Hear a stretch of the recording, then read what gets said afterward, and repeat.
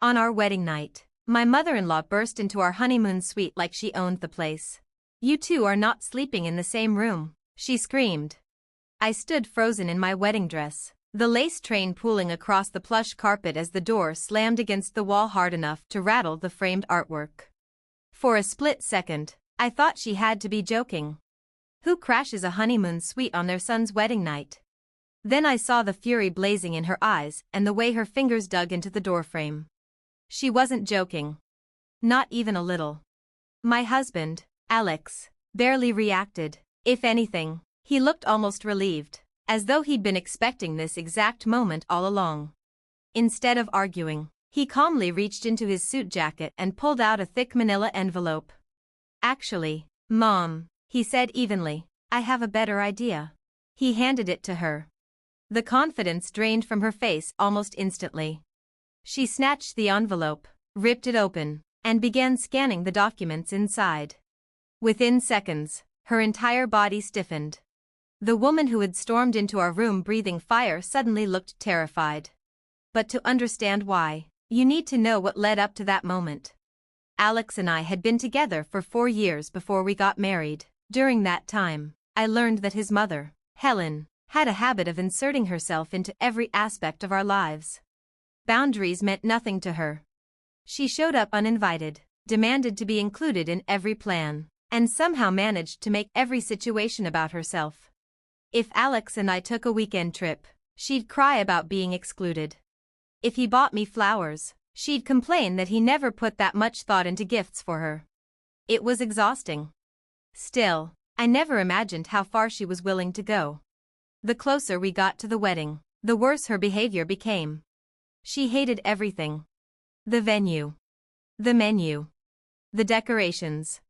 Even my wedding dress. At one point, she secretly called our florist and attempted to replace my bouquet with flowers she preferred. Fortunately, the florist contacted me before making any changes. Every time she crossed a line, Alex shut her down. "Mom," he'd say firmly, "this is our wedding, not yours." She would back off for a few days, but the resentment never disappeared. It just simmered beneath the surface. Then came the wedding day. Minutes before I was supposed to walk down the aisle, one of my bridesmaids rushed into the bridal suite looking panicked. "Something's wrong with your dress." My stomach dropped. I looked down and saw dark stains smeared across the hem. Nobody had been near it. Nobody except Helen. Later, my maid of honor told me she'd seen Helen alone with the dress for nearly 10 minutes before I put it on. The timing wasn't exactly a coincidence. Even then, Helen wasn't finished. During the ceremony, she let out dramatic sighs every time Alex and I exchanged vows. When the officiant asked whether anyone objected, she actually stood up. "I think they should spend more time thinking this through," she announced. As though our 4-year relationship hadn't already done that. The entire room fell silent. Alex didn't hesitate. "Sit down, Mom." The look she shot me afterward could have frozen fire. At the reception, she somehow became even worse. She hijacked the microphone during the speeches and delivered an impromptu monologue about herself. She complained about the music. She criticized the food. At one point, she sat barefoot in the middle of the dance floor and refused to move because she claimed the music was too loud. By the end of the night, I was mentally exhausted. But I kept telling myself the same thing. At least we're married. At least it's over. I couldn't have been more wrong. A few hours later, Alex and I arrived at our honeymoon suite. The hotel had left a bottle of champagne waiting for us. For the first time all day, we were finally alone. Or so we thought. Then the door exploded open. And there stood Helen. Demanding that we spend our wedding night in separate rooms. That's when Alex handed her the envelope. As she read through the documents, her expression transformed from rage to panic. Her hands began to shake. For the first time in years, she had nothing to say. "You wouldn't do this," she whispered. Alex leaned casually against the dresser. "I already did. A month earlier, Helen had crossed a line neither of us could ignore. She called Alex's employer and falsely claimed he was planning to quit. Worse, She told them he was emotionally unstable and needed time away from work. Her goal was simple. If Alex lost his job, she'd have an excuse to pressure him into moving back home. Fortunately, her plan backfired. His boss called him directly to verify the story. The moment Alex heard what had been said, he knew exactly who was responsible. That was the final straw. He cut off all contact with her. No warning. No negotiations. Nothing. Helen panicked. The following week, she called me in tears, begging me to convince Alex to speak to her. I refused. And she retaliated. First came the ruined wedding dress. Then the public humiliation. And finally, crashing our honeymoon suite. What she didn't know was that Alex had spent the last month preparing for exactly this possibility. Back in the hotel room, she stared at the papers as though they were poisonous. "This is insane," she muttered. I stepped closer and finally caught a glimpse of the documents. My eyes widened. A restraining order? Helen's head snapped toward me. Then toward Alex. "You can't be serious." "I'm completely serious," Alex replied. "I'm your mother," she shouted. "And you've spent years sabotaging my life," he said calmly. "You've ignored every boundary I've set. You've interfered in my relationship, my career, and now my marriage. If you won't respect limits, then the law will enforce them for me." Her gaze landed on me. "You put him up to this." I laughed. No, this was entirely his decision. After the workplace incident, Alex had hired an attorney. He documented everything. The texts. The emails. The surprise visits. The harassment. The attempts to sabotage our relationship. Every single incident. The evidence was overwhelming. The emergency order had been approved the day before our wedding. Helen simply hadn't known it yet. She looked as though the ground had vanished beneath her feet. Then suddenly, bang, bang, bang. The pounding at the door made all three of us jump. A knot tightened in my stomach. Something felt wrong. Very wrong. Alex immediately crossed the room and pulled on a shirt before opening the door. Standing outside were two hotel security guards and the hotel manager. None of them looked happy. The manager's expression was grim. "Sir," he said, glancing between Alex and me, "we need to speak with both of you." I grabbed a robe and hurried over, my pulse hammering in my ears. "What's going on?" I asked. The uneasy look on the manager's face told me I wasn't going to like the answer. The manager's eyes shifted between Alex and me. His expression was cautious.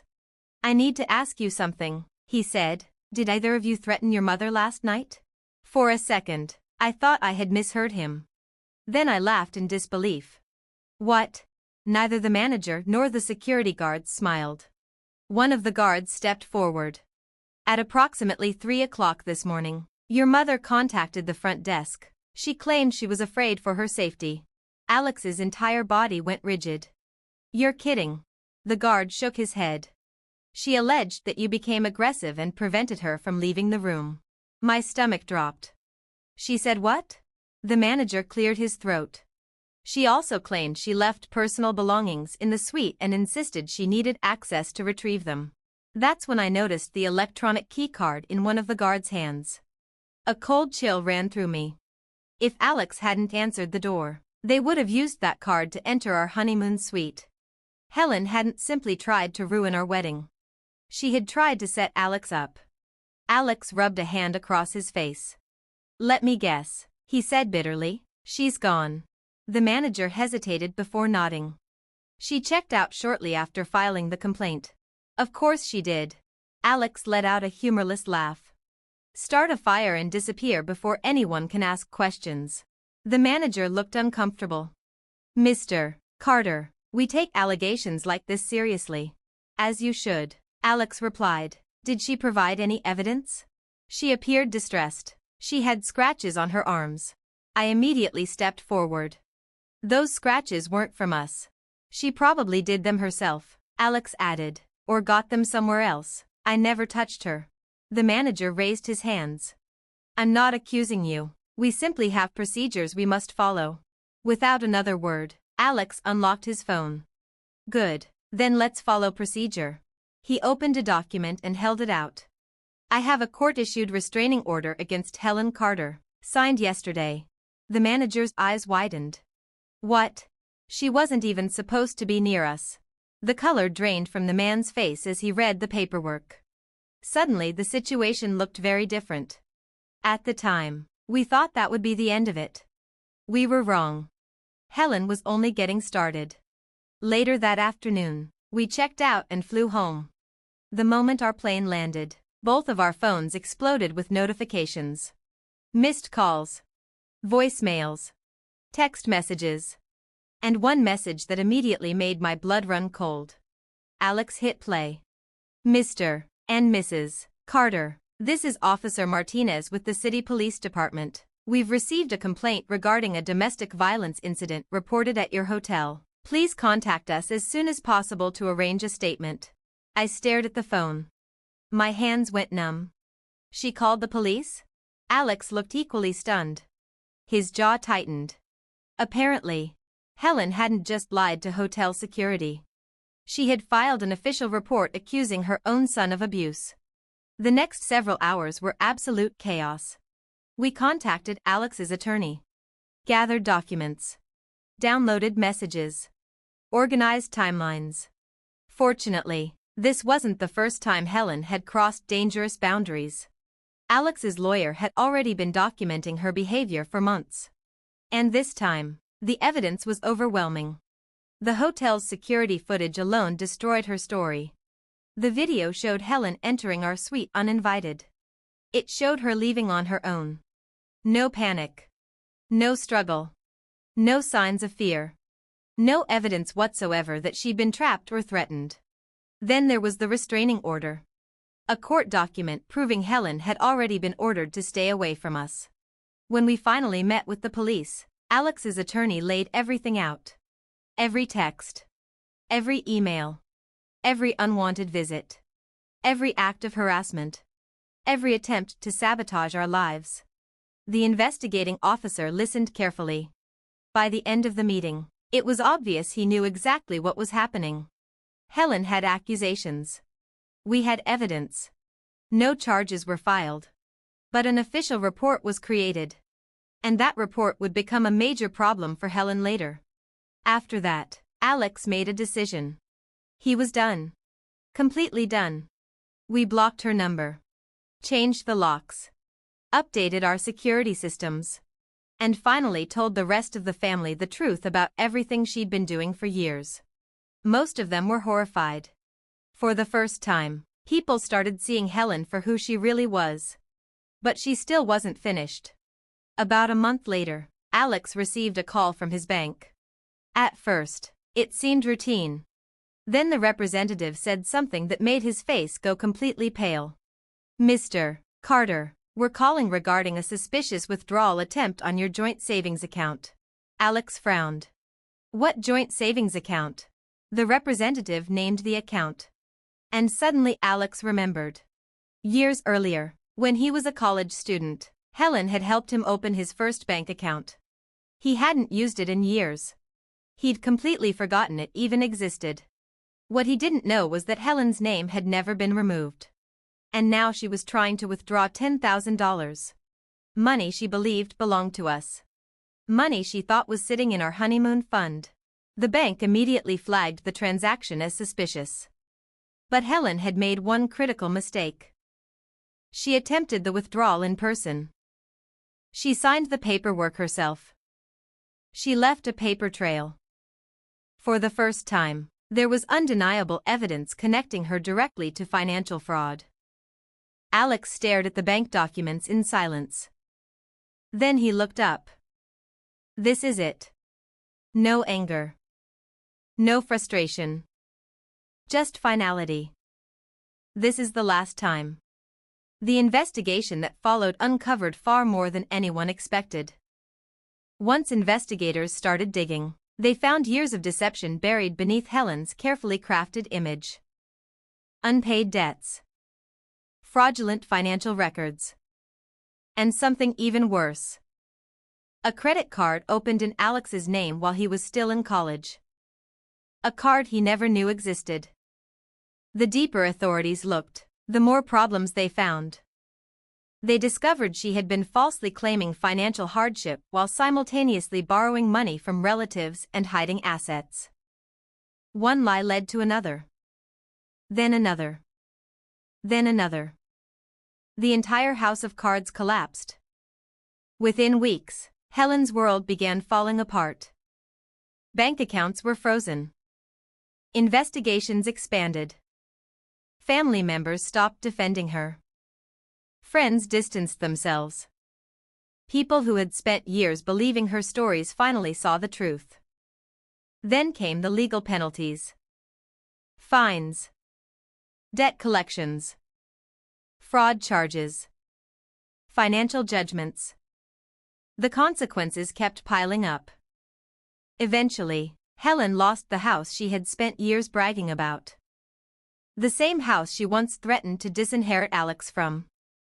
The day we heard the news, Alex and I sat together in stunned silence. Not because we felt sorry for her, but because after years of manipulation, lies, and control, she had finally run out of people to blame. She had done this to herself. A year later, life looked completely different. We were sitting on the patio of our new home, enjoying a quiet evening, when a letter arrived. The return address made Alex freeze. Helen. For a moment, neither of us spoke. Then he opened it. The letter was filled with apologies. She claimed she had changed. Claimed she had learned her lesson. Claimed she simply wanted another chance to be part of our lives. When Alex finished reading, he folded the letter carefully. Then dropped it straight into the trash. Not a single word. Not a second thought. I smiled. Because in the end, we hadn't beaten Helen through revenge. We hadn't beaten her through arguments. Or courtrooms. Or public humiliation. We won because we stopped letting her control our lives. And once she lost that power, she destroyed herself. The best part? A few weeks later, Alex and I finally used the honeymoon fund Helen had tried so desperately to steal. We booked the most luxurious vacation we'd ever taken. White sand beaches. Oceanfront villas. Perfect sunsets. And for the first time in years, complete peace. Because this time, Helen was nowhere in sight.